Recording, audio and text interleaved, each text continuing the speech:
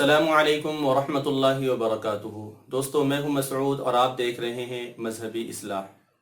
आज का पहला सवाल है कि ट्रैवल एजेंसियां सफ़र हज पर भेजने वालों के लिए जगह जगह एजेंट मुकर्रर करती है और उन एजेंटों से मिसाल के तौर पर ये तय कर लेती है कि अगर आपने 10 आदमियों के फॉर्म भर कर उनके सफ़र हज की फ़ीस हमारे दफ्तर में भेज कर जमा करा दी तो हम एक आदमी को हज के सफ़र की सहूलियात फ्री मुहैया कराएंगे।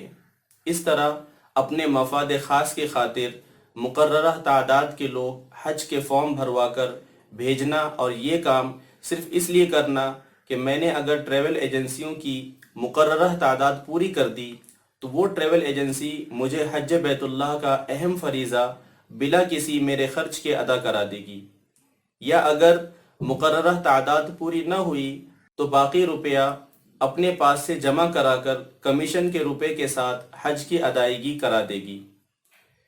तो कहते हैं कि इस तरह हज जैसे एक अहम और मुक़द्दस फरीज़ा की अदायगी करना शरअन कैसा है। इस तरह के कमीशन की शरीयत मुक़द्दसा की रोशनी में जायज़ व नाजायज़ होने के एतबार से भी रोशनी डाली जाए। तो इसका जवाब ये है कि किसी मुकर्ररा अमल और मेहनत पर कोई मुतय्यन उजरत मुकर्रर करना शरअन ममनू नहीं है।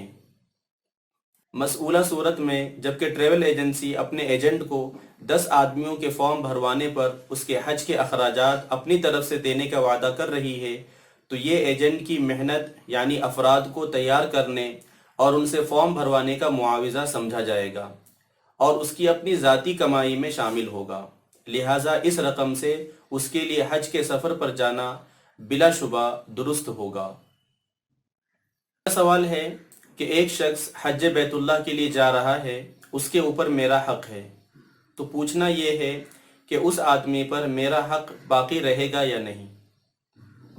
तो इसका जवाब ये है कि मज़कूरा शख्स पर आपके वाजिब हक़ की अदायगी लाजिम है। हज करने से वो हक़ हरगिज़ भी साक़ित नहीं होगा जब तक कि वो अदा न कर दे या आप अपना हक़ माफ़ न कर दें।